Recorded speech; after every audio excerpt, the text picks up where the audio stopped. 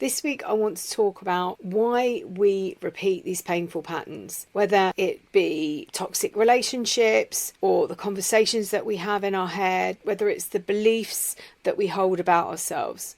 And it's understanding and actually understanding where this comes from and having conversations with ourselves that will help us break free. Welcome to the Mindfuckery podcast, which is FeedSpot's fifth must-listen to podcast on emotional abuse. I'm your host, Elizabeth, and in here we explore areas others are feared to tread. Through my own personal journey, I know how much this hurts and how confusing life becomes. So many questions, no closure, and no real answers. I've been a woundologist for over 20 years. I'm the unintentional author of Finding Lily, the A to Z of emotional abuse and divorce matters. I help you clear past life wounds, ancestral trauma, and this life wounding. And as the founder of the Inner Healing Sanctuary, I've created Wound Talking, The Original Wound, and Quantum Glow. I'm on a mission to help educate as many people as I can on the effects of trauma on our lives and our children's lives, and healing the wounds of our mothers and our fathers. It stops here, it stops now, it stops with us. So welcome along for the journey of a lifetime.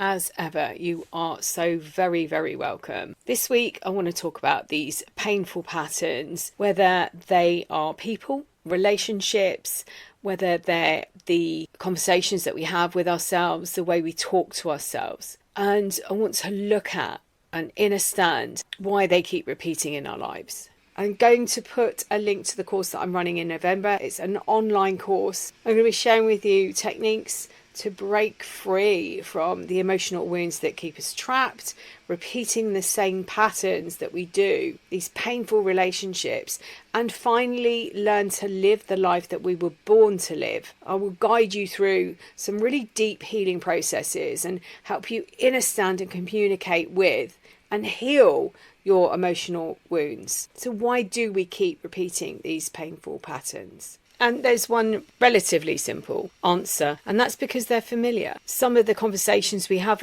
with ourselves aren't things that we believe about ourselves. They're things that we've been taught by other people. And it might be that you've got these wounds that run your life and take control of everything that's going on.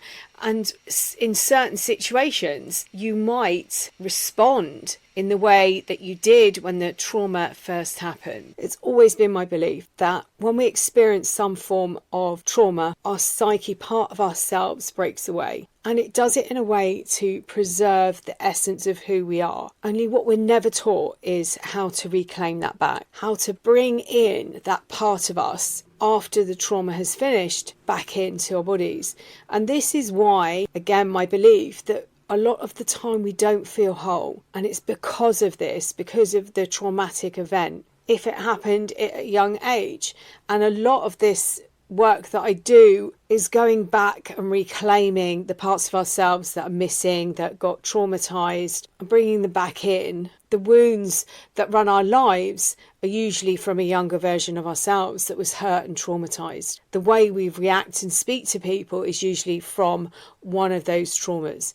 And much like a physical wound, these emotional wounds land in the body. They sit in the body and they wait like a verruca virus until they're triggered again. The way we speak to ourselves and the way we speak about ourselves, the way we perceive ourselves is what we've been conditioned to believe about ourselves. When a child is born, it's a blank slate. It actually, again, this is my belief, comes in with far more emotional intelligence and a higher vibration than the unit it's born into. And the family tribe that it's born into are the ones that tell it its beliefs, override what was going on, tell the child that, you know, we believe in this and you come from a line of accountants or doctors or teachers or bank managers. It's much like titles that are given to the aristocracy, the lords and ladies. That also happens in the tribes that we're born into. There's so many people that I've either known personally or have worked with or I've come in contact with where either they or their partner, because I remember talking to one woman and her husband used to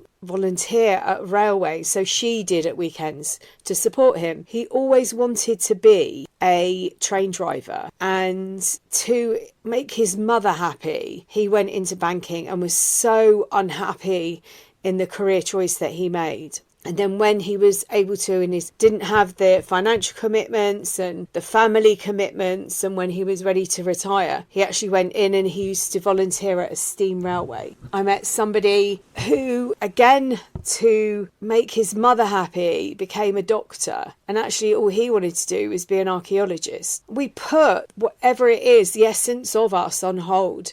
We don't look at it. We don't acknowledge it. And then all the time this is happening, as we're growing up, particularly in the first 7 to 8 years of our life, we're being downloaded so much information from the family unit by the way that we're spoken to, the way that we're treated, the pecking order that there might be in that tribe. And then what can happen is you can take on the belief system that you are not worthy or the lowest in the pecking order, and you attract those relationships into your life, or you later go on to attract relationships into your life. But even, as a young child, you can still have that going on with friendship groups, and you might be trying to be empowered or assertive in certain ways in certain relationships, but there's an internal belief that you aren't that person, that you aren't good enough, that you're the bottom of the class, or you're just floating along in the middle somewhere. And it's the internal dialogue that I teach you how to communicate with and how to challenge, because to me that's the most important part. It's actually challenging and reframing, and it's life-changing. And when you can see, and it might be multiple times, so this is why I give you the tools, so that if something slightly different comes up again, because it shouldn't be the same one, you've got the tools to then challenge that and ask the questions, is that true? Do I believe this? And to actually listen and hear where that came from, because that's what I teach you how to do. I give you the space to learn, and I hold that space so that you can challenge some of these beliefs, heal these wounds, clear whatever it is. I look at it as like some sort of computer virus that's got in. That's what I see these relationships as.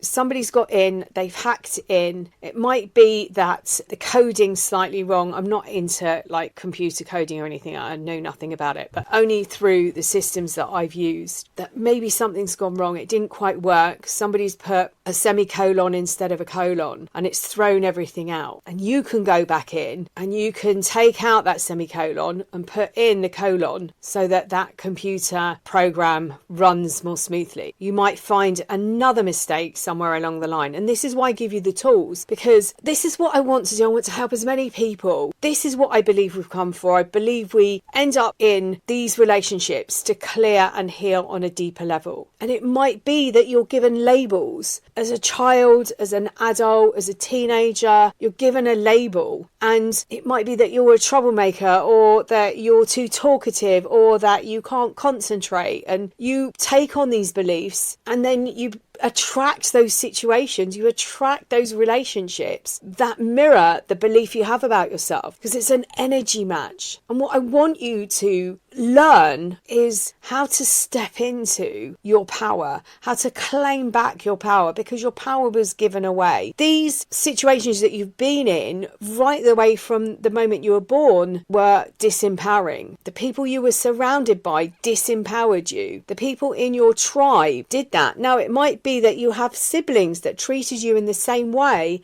that your parents treated you, because that's what they saw was being mirrored. If you were the scapegoat, it's more than likely that you were treated like that by every single person in the family, because you were given that label, and then you take on that role going through life. And this is about going back and reprogramming and challenging the beliefs about yourself. And this is such a powerful thing, and this is why I believe we are in the relationship relationships that we're in because of what we experienced, because the vibration is the same, because they feel familiar. And when you end up in a healthy relationship, it doesn't feel familiar and you start to feel icky and you want to run away because you're not used to being treated in a way where you're seen, heard, or where it's healthy. So I said, I'm going to put the link to that course in the description. If you want to come and join me, please do. It's online, so no matter where you are in the world, you can take part. It's also going to be recorded. There's going to be a live Q&A as well. What I want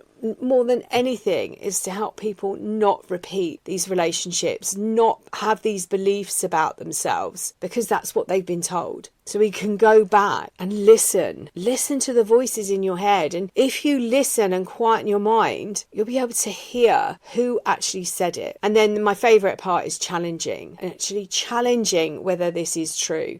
And I teach you how to do that as well. Words are so powerful. I've spoken about this so many times. I've done a few podcasts on it, how they can change the way we feel about things. And I want to teach you that as well, listening to your body and working with your body and listening to how something makes you feel, or seeing how something makes you feel, and listening to your gut and where you're holding this trauma, seeing if you can release it. So why do we repeat these painful patterns, get stuck in these relationships, these toxic relationships, friendships? Why do we have this negative self-talk? It's what we've been told and we've taken on. As children, up until the age of 7 or 8 years old, we live in a theta state. This theta state is hypnotic. So we take on these beliefs as the truth. We don't have the ability to question. And this is what I want to do. I want to give you the tools to question, to be able to release and free you from the chains that are holding you, to help you raise your vibration, to listen to your gut. I want to give you the tools. I want to show you how to do this so that you can do this with every situation. You can challenge every situation and ask, is this true? Is this belief that I hold about myself, this negative belief, is it true? Where does it come from? And I want to teach you how to do that as well. When you come out of these relationships, or you've been out for a while, you can still get triggered. You can still hold these beliefs. These are ingrained. They could be decades old. And by learning a few very simple, but very deep and powerful techniques, you can start to recreate and live the life that you're born to live. And that is my belief. Some of the very, very simple tools that I discovered were so helpful in my recovery were grounding. Finding is something that I've been doing for a very long time. I had some really fantastic techniques for grounding through some of the body work that I'd done and meditation work that I do, and I was able to incorporate those literally into every part of my day, every hour if I needed it. And I was also lucky that I'd learned lots of different breathing techniques, again with the therapies that I'd trained in over the last couple of decades. One of the things that was like the turning point, it was pivotal, was having these honest conversations. And I was able to lean into my inner child. Again, I've done a lot of work around that. And I was able to communicate with her and find out what was really going on and what I really needed. That was the turning point for me. These are things that you can do today. Grounding, breathing, honest conversations I can teach you. As I said, I'm going to put the link in the description for the workshop. I'd love for you to join me. Please sign up. I hope this has been useful, and as ever, I'm sending you loads and loads of love until next time.